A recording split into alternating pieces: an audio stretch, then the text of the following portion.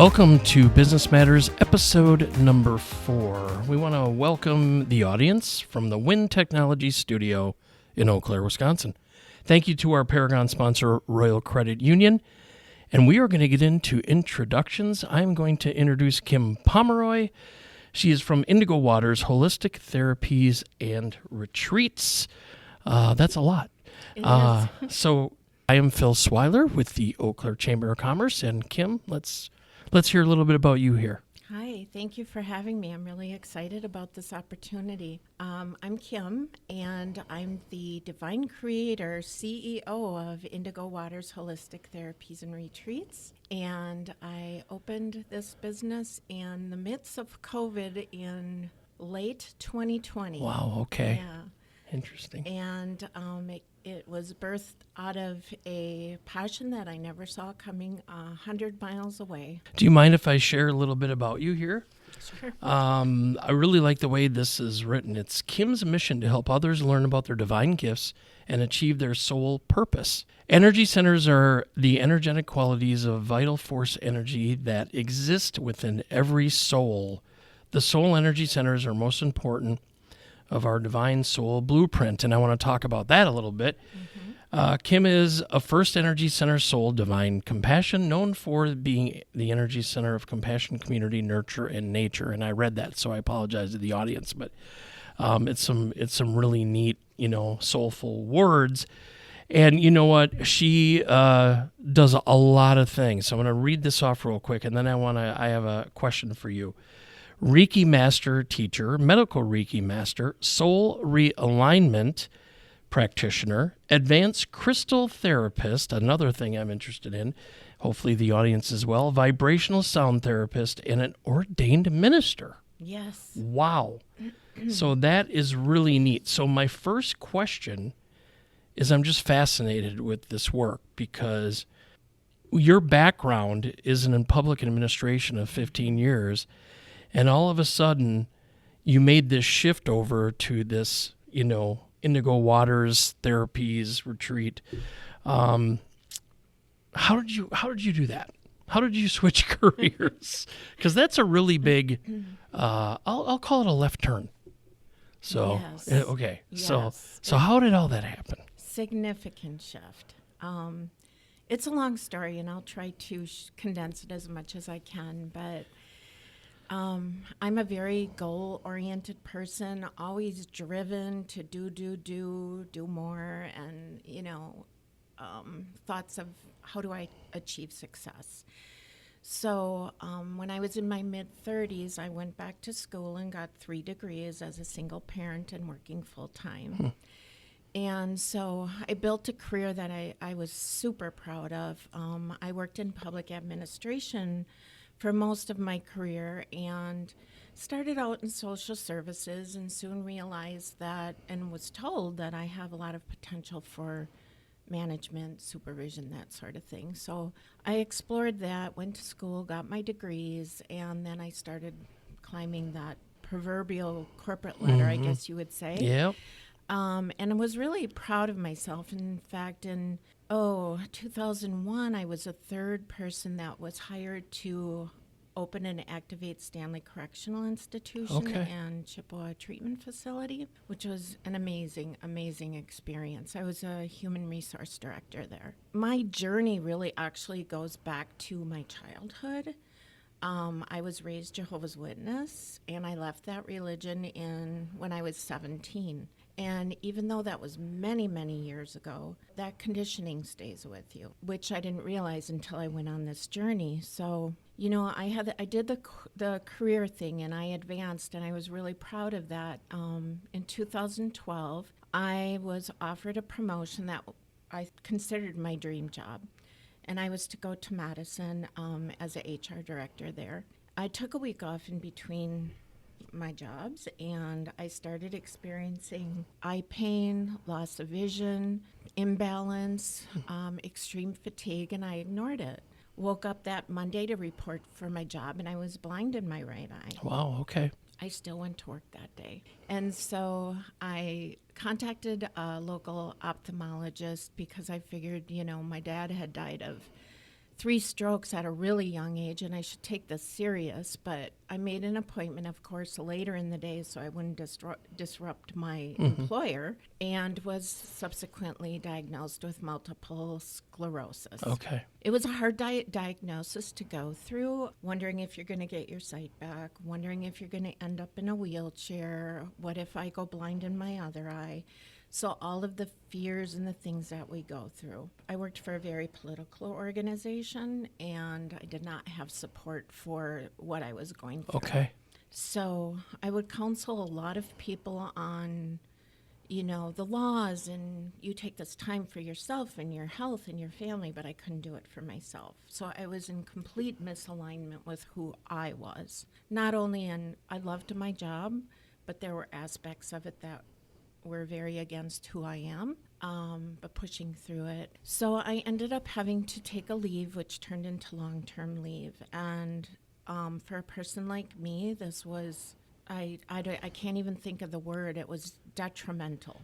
So you go back to that doer, you're a doer, and now all of a sudden you're kind of, I'll say, on the bench, right? You're like, I like to do things, and now this, that doesn't. Yeah. Okay, so how did you faced continue? with possible going on disability. Right. And in my family, the way I grew up, you did not ask Right. for help. Oh yeah, no, that was not acceptable. So it was very feeling of shame to me, and all my dreams were dashed. Right. So I was sitting there wondering who I was, what my sole purpose was. I was so connected to that title and the money and all of the ego attachment to what I did, that I was lost. I didn't have a clue who I was. So I spiraled into a very, very deep depression. Okay. I know that there's so many people out there that struggle with this. Unfortunately, it's still stigma in our society, although it's getting better. But what that did was it led me to mindfulness and meditation. Okay. I hooked up with a program and started learning about that, started applying it, and I've been a daily meditator since 2015. But what catapulted me into this is I was my mother's power of attorney in 2019, and going through her death, and she wore a do not resuscitate and had a brain tumor. She wanted this. I knew that, but that experience of having to make a decision for somebody else's life is really hard. And I saw her struggle to release and to go. I decided at that point that I didn't want to have to experience that someday. Okay. And I also received so many messages through her spirit connection to answers that, but this is when I started to explore Reiki. So I myself had a session, and that just opened me up, and I decided I wanted to try this and became Reiki certified and attuned, and at all 3 levels. So I'm a Reiki master teacher now, and then these other modalities came in, and probably within 6 months of that, it's like I just had this vision in the shower. Okay. As most people do, right? Usually mine come in the shower or when I'm driving. Yeah. When you're kind of like listening to some music, and all of a sudden the everything comes in. So, okay. So, and that brought you pretty much to here. And so my next question is, why Eau Claire? Why the Chippewa Valley to do this? This is something you could have done anywhere. You could have done in Madison, or what ties do you have to the Chippewa Valley that this journey brought you here, and you're doing it here? I've lived in the Chippewa Valley since I think 1999. Right. And so I've been here a long time. But 3 years ago, when I was going down this journey, we lived about 45 minutes away from the Eau Claire area. And I wanted to be closer to this area because of being on this journey. I wanted to not have to drive 45 minutes several times a week, and just be more connected within the community. Okay. To people that were also doing similar work. And so we sold our house and our land and convinced my husband to move here. Okay. That and probably took a little bit of a time, or no? It was very hard. Oh, was that okay? Yeah, it was very hard. Okay. And When I hear sold our land and our house, I'm like, ooh, there's land there. That means maybe your husband liked the land. And, oh yes, yeah. yes. Okay. He's retired law enforcement, so Okay. he Yeah. misses his activities that Yeah. he could do. But anyways, so when I had this vision of creating this, I'll call it a small wellness center. I do have a grand multi-million-dollar vision too. but Okay. Okay. It just, I think that this particular area has a lot to offer in terms of people that are interested in this sort of thing, open to it. There's other practitioners in the area, and I call it home. That's really probably Okay. the bottom line. Okay. Yeah. Okay, let's chat about the mental health, just mental health in the Chippewa Valley. Do you think we'll ever, and so I wrote this question with a little bit of vision, but then I pull it back. So do you think we'll ever get ahead of mental health, or will we just continue to reactively manage it? I mean, do you think that down the road, if we create enough awareness and we have enough open-minded people that maybe do have some mental health issues, that we can get ahead of it? Or do you think it's just something we have to manage as humans? Or what's your thought on that? Oh, that's a deep question. Yeah, yeah. I think Well, thank you. I think things are getting better. Okay. People are talking about it more. People are understanding it more. And the generations are changing that. But also what's exciting with what I do is it's considered complementary or alternative Okay. medicine, actually. I say therapies because it's not meant to replace traditional medicine. It's meant to complement it.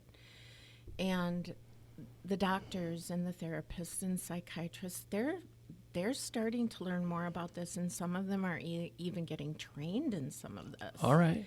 Okay. Which is super exciting. And so I think that's just going to lead to more acceptance of this type of work, Okay. because it can look elusive to some people when you say energy healing. So yes, I think that there is going to be a shift. Again, I use the word fascinating because all of this has always been so interesting to me, just through my adult life, and even down to like the crystals, and things like that. But we'll get there. Seems like there's a lot of anxiety in the world. Like I hear that word all the time. Like I'm a youth coach and I coach 8, 9, and 10-year-olds. I mean, I'm hearing terms like I have anxiety and they're 9 years old. And that concerns me because that would have never been in our head. What's anxiety? I'm not judging anybody that has anxiety, obviously. I don't know. I'm just curious what you're seeing. Yeah, it's real. Yeah. But I look at it from a different standpoint, I think. Okay.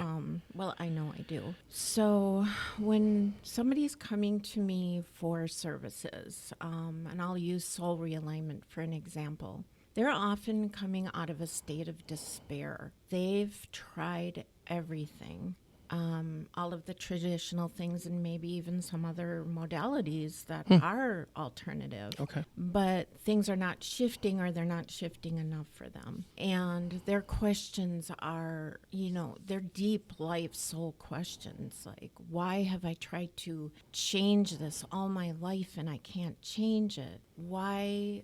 I have everything in life. Why do I feel this way? Right. Yeah. And so my answer to that is when we go against who we are at soul level, we are in misalignment, and we create blocks and restrictions, and they create negative karmic patterns that just stop us from fully stepping forward into our divinity or into our full human self-expression. And these things can come from current life situations or relationships where we're taking action against who we are at soul level, or they can come from past lives. And they get energetically stuck in our energy body, our subtle body, our auras, the etheric field. And they affect us very deeply. So when I do soul realignment, I'm looking at what is somebody's primary energy center, because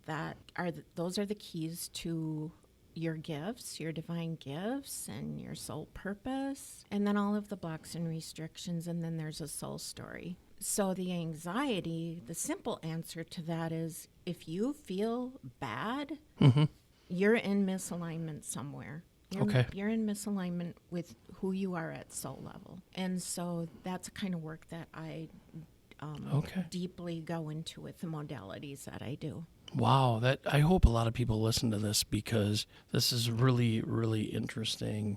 It's got me thinking 100 miles an hour on doing some more research on this stuff.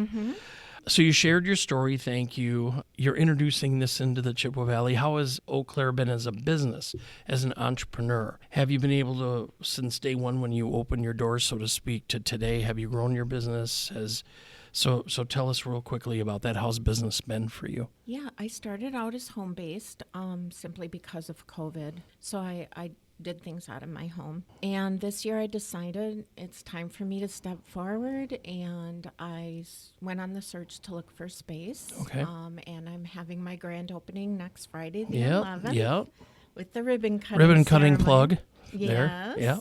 So I'm super excited about that. I had to do a lot of networking, obviously, to get myself out there and get people to introduce them, me and them, and also to feel my energy, because that's so important in this kind of work, that you connect with someone, because this is deep level healing. Yeah, I'm learning that. You're going to places that you never go with your doctor. Okay. And so, yes, I would say it has been a steady growth. Okay. I'm grateful for it. Okay. There's always more room for growth, but one of my life lessons is balance. Yes. Because of that overachiever personality I have. I love it. So I'm a Libra, which means I like balance. That's what I have read anyway. Yeah. I don't know if that's true. But I really do. I do at the soul, at the core. I love things like even. I can't have you really mad over here and then the next person I know over here really happy. I got to be, okay, how can we all, just be even keel here? You joined our chamber, Chippewa. What drove you to join? Was there anything specific? A lot of entrepreneurs obviously join the chambers in their cities. What drove you to apply and join here? We're just curious about that, because this is Business Matters at the chamber. So, well, that would be one of my answers. Okay, Business matters. That's right. I would say the number one reason is networking. Okay, good. It's something that I always had to work on. I'm naturally pretty introverted. Okay. People laugh when I say that, but I could spend a lot of time alone in a home by myself. Sure. Even when I was working in my other career, I had to consciously work at networking. And so I knew that this was going to be a really great avenue for me to do that, and to meet people that I needed to meet, not just clients, but connections in the community. Yeah. I went through all of the business planning process with SBA and all good. of that. Yeah.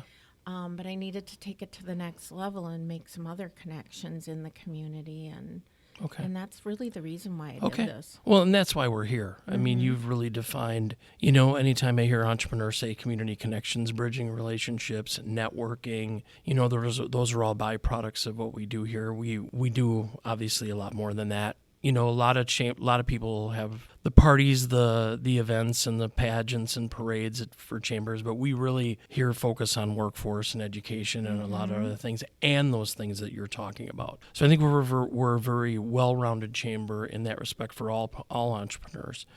So it was really good to hear you say that, because that's a value to you as an entrepreneur and for your business. And you pretty much answered why business matters. I mean, you kind of defined it for us in your summary. That's really kind of the ending question is, why business matters. It's really interesting to say the word business with what you do. Yeah. Because, at least in my mind, because is there a notch above business? Because I'm trying to think of, you help people so much. The word business is, I kind of trip up on it. It's something beyond business, I think. You do a lot of neat things really quickly. Do crystals heal? What is the crystal? I see this a lot in this area and this space of spirituality and the crystals. Real quickly, if you could just share, what the value of the crystals are. Sure. So I'm certified at the advanced level for crystal therapy healing. Okay. There is no science, quote unquote science, that shows that She's making quote notations with her hands. that crystals actually heal. Okay. However, if you look at thousands of years of people using crystals, in ancient Egypt and Greece and many, many places. Wearing the amulets. Amethyst was used to ward off drunkenness. Wow. Now we're getting into something. That's neat. So there's a lot of, I guess that would be called anecdotal evidence. Sure, yeah. What I would say about it is I do use them and I see how they work with people. Okay. And I hear how people feel the energy. And they're very popular now. Even the kids are using them. Yep. Yeah. They're coming in and they're looking for crystals for certain things. So, I kind of liken it not only to the energetic qualities of a crystal, they are Mother Earth's gifts. Yeah. And they do, like everything, we are all energy with vibration and frequency. So that's how crystals work. It's interesting. Yeah, it's really interesting. Wow. People can feel the vibration on them and in them. I really am a big believer in the magic of music as healing. Mm-hmm. I'm a music person, always have been. Took to it as a young kid. I don't really play instruments per se, but just the ear for music, and I just love it. And that's my therapy. That's a big one. Mm-hmm. But that's for another episode. So, Kim, thank you so much. Here we are again from the Wind Technology Studio at the Chamber. Our Paragon sponsor, Royal Credit Union, thank you again. Thanks to the audience listening to this. I hope you learned something today. And is there anything you'd like to... We have your ribbon cutting coming up next week, tied with like our grand opening too. I'm just trying to remember. Yes. Yeah, that's right. So the ribbon cutting is 11. 11, yeah. And then the business will be open with retail crystals and then show you my healing space and talk about the things that I do, workshops and trainings and healing sessions and that sort of thing, from noon to 6. Okay, awesome. Mm-hmm. Well, thank you so much. I do have a couple of chamber announcements. Of course, we're going to plug a few things here. Momentum Sales Conference is on 2/22/22. Sales professionals register for that. It's going to be a great day. The keynote is my brother. So everybody needs to come meet my brother. And then the Cyber Conference is on March 24th. And we have a very neat keynote, but I don't know if I can announce it yet. So we'll hold that, but look for that announcement for the Cyber Conference, Cybersecurity and Technology, March 24th at CVTC. That's really going to wrap up Business Matters Episode 4. Again, Kim, thank you for coming into the chamber today and discussing this. Again, I hope thousands of people listen to this and they learn and they come talk to you. So thank you. Thank you so much.